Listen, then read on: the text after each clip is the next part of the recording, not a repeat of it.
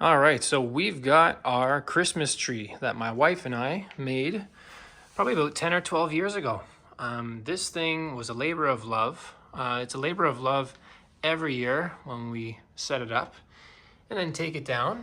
It takes us about, a good half a day to do the whole thing. These things are made of foam. And these are pretty cool.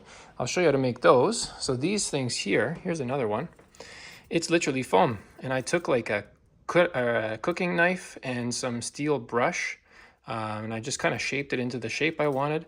I painted them with spray paint, like a darker brownish gray color. And then I dusted the top with some more white spray paint. This thing is built in 1, 2, 3, 4, 5, 6, 7, 8, 9, 10, 11 pieces. Did I count that right? Anyway, you can count again. And it all comes apart and it breaks down. And you'll see back here, everything's held together by nuts and bolts. So you can see maybe a little clearer up here. Yeah, there we go. You can see the 3 layers. So I've got the bottom layer, the middle layer, and the top. And these pieces, I have a disc on top and bottom, and I've got the middle kind of cut out. And the same with that one. So, and then what I did is I've got holes running through every single layer and everything's lined up. So when every nut and bolt goes through the bottom of this piece, this layer, and the top of that piece. So it's all nice and solid. This thing, you could tip it over and it's gonna come along, like it doesn't tip at all. The bottom base, I actually have 2x4s on the flat underneath so that it does sit up off the ground a little bit. Not much, but just enough. Other than that, we cut the discs, we primed them and painted them. And then originally, years ago, the vertical pieces were just painted.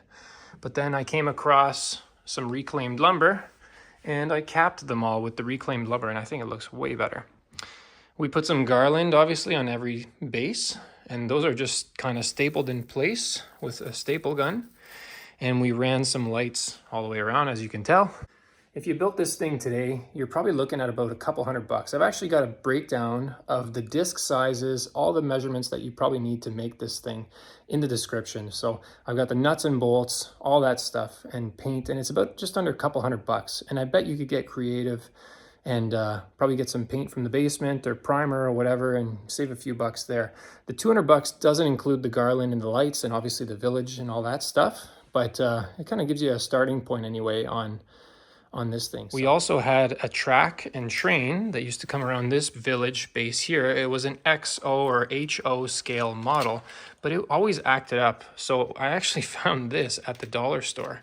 So this is actually the perfect size, and it literally costs like $2-3. I was actually considering selling this thing, and my wife got really angry at me, so it's not for sale. But I guess for the right price, it could be. But don't tell her I said that. I figure I've probably got about 30 or 40 hours into this thing. All of the Limax homes are really where all the money is. And this has been a collection that we've grown over the years. These things have actually gone up quite a bit in price since COVID. It's kind of crazy, actually. Like a guy like this was probably about $250 to $300. This guy's probably $150. So instead of a Christmas star, we actually put a church on the top level. And we've got a priest up there, so that's our tradition instead of the star or the angel or whatever it is that you guys do. So anyway, I just thought it'd inspire you over the holidays, and maybe you can get to work on your days off. So from our family to yours, Merry Christmas and enjoy the holiday season. We wish you all the best. Merry Christmas. Merry Christmas.